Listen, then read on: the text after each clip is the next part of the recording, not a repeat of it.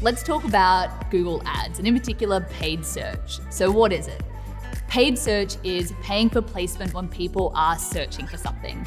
So we're hitting people when they have a really high intent to purchase or to sign up for something. They've actually searched what you could provide, and you're buying a placement to come up in those search results.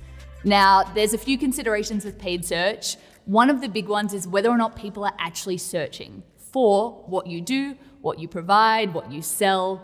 And the thing to think about with this, and this is really important if you're a new brand or a new service, is do people know that they need what you do? So let's say as an example, you had come up with a new moisturizer and it was a brand new ingredient and no one had ever heard of it before. People probably aren't searching for that thing because they don't know it exists. So probably paid search is not your best option, and you might have to do a bit more top of funnel work. So I know I speak a lot about the marketing funnel, but paid search typically falls very low towards the bottom of the funnel because people are so close to signing up or making a purchase, they're actively seeking out what you can provide. Now, the best thing, in my opinion, about Google Ads, and in particular paid search, is that you actually only pay if you're successful. So when you're putting in a bid, we typically refer to it as kind of an auction. You tell Google what you're willing to pay, but you only pay if someone clicks on your ad. So even if your ad is coming up all the time, if no one clicks on it, you don't actually get charged. So for those of you on a budget, this is very, very good news. Now, the best way to approach Google Ads on a budget comes down to three main factors. And the first is thinking in moments rather than keywords. And what I mean by this is that when people come to Google or any search engine, they're not really thinking in words, they're thinking in questions, and they're typically in a moment. So rather than thinking, okay, I am a digital marketing agency, I'm going to bid on people looking for digital marketing agencies, I would instead thinking about the moment that people need a digital marketing agency.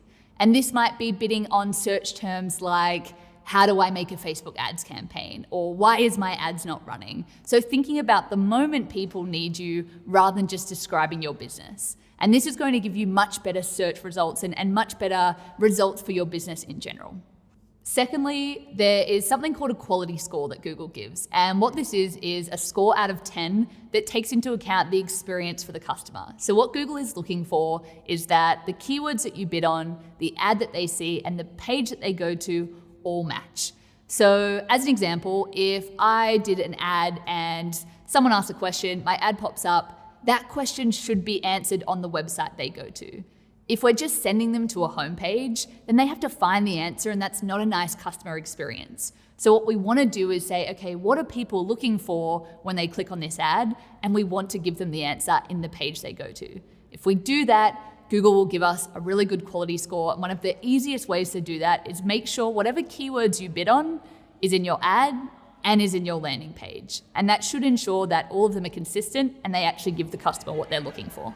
The last thing to think about with Google Ads and really consider is that you have to love spreadsheets. You have to love data. You have to love looking at your results every single day. Now, the reason for this is that Google have a feature called negative keywords. And typically what this means is that every day you're jumping into Google and you're having a look at what people are actually searching that is triggering your ad. If anything is irrelevant, you can add that into a negative keyword list to tell Google, this isn't relevant to my ad, please don't show it when that search term is searched. Let's say we're running a campaign for boot camps.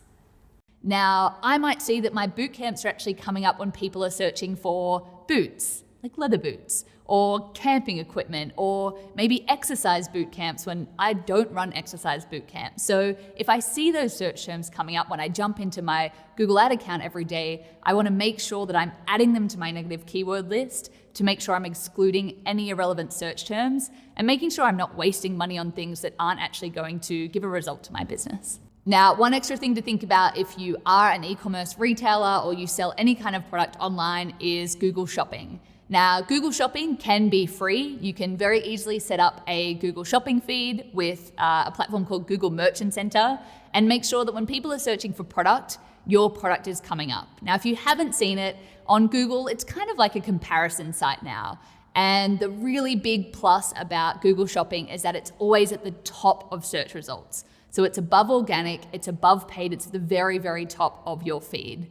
Now, there is a paid version of this, and you can bid on product description, so things like flare jeans or blue t-shirts, but you can also bid on brand names. So if you stock a heap of different brands, you can actually bid on brand names to come up when people are searching for that product. Now, a stat, I know some people are like, oh, I haven't really heard much about Google Shopping. Is it worthwhile? In this year, and with everyone online shopping, over 65% of clicks coming through Google are actually now going through shopping. So over half of the clicks coming out of people searching on Google are through Google Shopping, which is huge. So if you are e-commerce or you're selling products, it's definitely worth considering. Now, onto display ads. What are they? What are the pros and cons? I'm sure you've seen them. Display ads are your typical banner ads. So they're on websites, they're on apps, they're the banners on the top, down the side, throughout. They're very much old school marketing, but they're still around and they still work. But you have to consider what your goal is. So display advertising or banner advertising typically won't result in conversions a lot of the time. It's very much a brand awareness tool. And I like to think of it kind of the same as slapping posters all over the street. What you're trying to do is get your brand in front of as many people as possible. And ideally, they get to your website and you can retarget them through something like paid social. Now, you can flip that and use display advertising to retarget people. So if people come to your website, you can retarget them with a banner ad. What I would suggest you do though is just make sure that you're getting the results, check in all the time. The click-through rate average is typically about 0.5%, so it's very, very low. So I typically use display advertising from a brand awareness perspective. Now, a heap of different ways you can do this. The Google Display Network is huge. It has the biggest network of banner space available. You can go direct to publisher. You can go to groups that have different publishers. There's a heap of options out there. One tip for you, I know you're all on a budget, is looking at budget options for the actual creation of the banners. So I like to use a program called Banner Stack. It's online and it automatically creates all the different size banners for you. From memory, it's about $150 a year.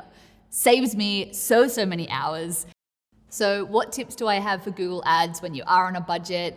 Really simply, think about the highest intent opportunities. So in your marketing funnel, where are people right down the bottom? That could be your brand terms, that could be moments where people are really close to buying. One search term I always say is very high intent is when people are looking for price. So always think about the highest intent opportunities first and put your money there rather than thinking right at the top of the funnel with search. If you're looking for any more advice or want to go more in depth in the tips and terms in this video, head to the link on your screen now.